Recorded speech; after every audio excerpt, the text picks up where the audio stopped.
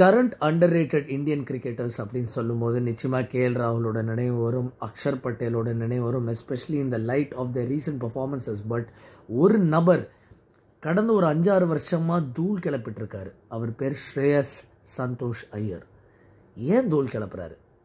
2019க்கு அப்புறம் 2500 ரன்கள் அடித்த மிடில் ஆர்டர் பேட்டர்ஸ் பட்டியலில் இவரும் இருக்கார். அண்ட் அந்த பட்டியல் ரொம்ப சின்ன பட்டியல், 6 நபர்கள் தான் இருக்காங்க. அண்ட் அதில் அதிகபட்ச ஸ்ட்ரைக் ரேட் ஸ்ரேயஸ் ஐயருக்கு மாத்திரம் இருக்குது. அது மட்டும் இல்லை, ஸ்ரேயஸ் ஐயர் அவர் ஆடுற விதம், அவரோட ரன்ஸ் டு நான் ஸ்ட்ரைக்கர்ஸ் ரன்ஸ் ரேஷியோ, இது ESPN கிரிக்கெட் ஃபாலோ ரொம்ப அழகாக விவரித்து எழுதியிருந்தாங்க. அந்த ரேஷியோ படி ஸ்ரேயஸ் ஐயர் 10th இருக்கார். Number 1 on that list Rohit Sharma. So basically இந்த லிஸ்ட் என்ன, இதோட அர்த்தம் என்னன்னு பார்த்தீங்கன்னா, நீங்கள் எத்தனை ரன்கள் அடிக்கிறீங்க, எவ்வளோ வேகமாக ஸ்ட்ரைக் ரேட்டில் அடிக்கிறீங்க, அது வீசாவி உங்கள் நான் ஸ்ட்ரைக்கரோட ஸ்ட்ரைக் ரேட்.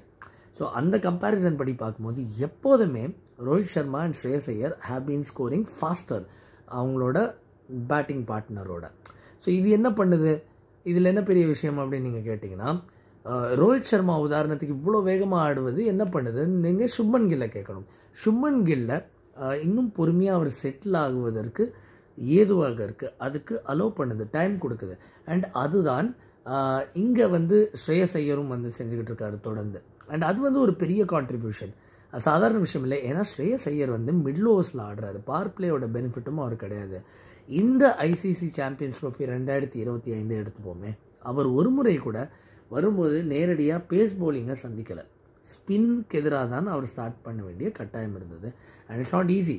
ஏன்னா துபாயோட கண்டிஷன்ஸில் ஸ்பின்னுக்கு ரொம்ப ரொம்ப ஃப்ரெண்ட்லியாக இருந்த கண்டிஷன்ஸ் நம்ம பார்த்தோம். பிச்சஸ் ஸ்லோவாக இருந்தது.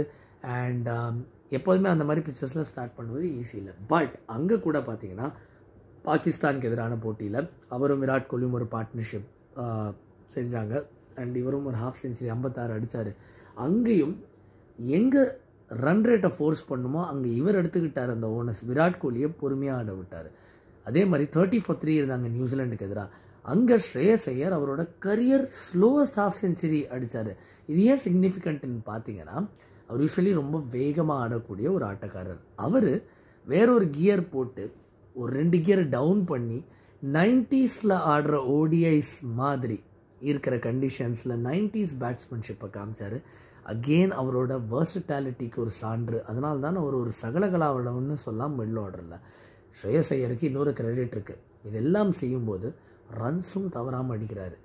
அவரோட ஓவரால் ஆக்ரிகேட் 243, ஆவரேஜ் 48க்கு மேலே. அண்ட் ரச்சின் ரவீந்திராவுக்கு 20 ரன்கள் பின்னாடி மாத்திரமே இருக்கார். Second leading run getter Champions Trophy 2025. And ஃபைனல்லையும் ஒரு அபாரமான கான்ட்ரிபியூஷன்.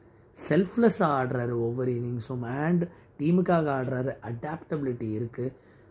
அண்ட் அவரை நடுவில் அவர் ஆடாமல் இருந்திருப்பார், அவருக்கு பதிலாக தான் ஜெய்ஸ்வால் வர வேண்டியதாக இருந்ததுன்னு இங்கிலாந்து சீரீஸில் அவர் சொல்லும் போது ஆச்சரியமாக இருந்தது. பட் அதுக்கப்புறம் அவரோட ஆவரேஜ் 50க்கு மேலே இருந்திருக்கு. So one of the most indispensable members இந்தியாவோட ஒன் டே யூனிட்டில் கண்டிப்பாக ஸ்ரேயஸ் ஐயர்னு சொன்னால் மிகையாகாது. அது உலகக்கோப்பை 2023 பார்த்தோம். அண்ட் தொடர்ந்து பார்த்துக்கிட்டு இருக்கோம்.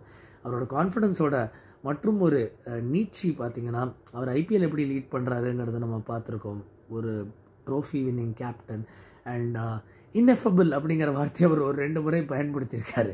IPL வின் பண்ணும்போதும் சரி, and ICC champions trophy win பண்ணதுக்கப்புறம் அவரோட ரியாக்ஷனை டிஸ்கிரைப் பண்ணும்போது இன்எஃபபிள், அதாவது என்னோடய உணர்ச்சிகள் என்ன அப்படிங்கிறத என்னால் கிறிஸ்டலைஸ் பண்ணிட்டு சொல்ல முடியலன்னு.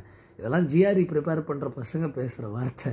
ஸோ இந்த மாதிரி சின்ன சின்ன விஷயங்களில் கூட அவரோட மெனக்கெடல், அவரோட கவனம், அவரோட ஹோம்ஒர்க் தெரியுது. அண்ட் அந்த ப்ரிப்பரேஷனோட ஒரு தொடர்ந்து கிடைக்கிற பலன்தான் அவரோட பர்ஃபார்மன்ஸஸ் பார்க்குறோம். ஸோ ஸ்ரேயஸ் ஐயர் ஒரு பெரிய பெரிய பெரிய கான்ட்ரிபியூட்டர். அண்ட் அதை நம்ம மறுதளிக்கவே முடியாது, அதை நம்ம அண்டர் எஸ்டிமேட்டே பண்ணக்கூடாது. And one of the biggest match winners இந்த இந்தியன் சைடுக்கு சத்தமே இல்லாமல் சாதிக்கிறாரு. True hero, the dark knight of Indian cricket. உங்களுக்கு இந்த வீடியோ பிடிச்சிருந்துச்சுன்னா do like, share and subscribe. And comment செக்ஷன்லையும் உங்களோட கருத்துக்களை பதிவு பண்ணுங்கள். தேங்க்யூ ஃபார் வாட்சிங்.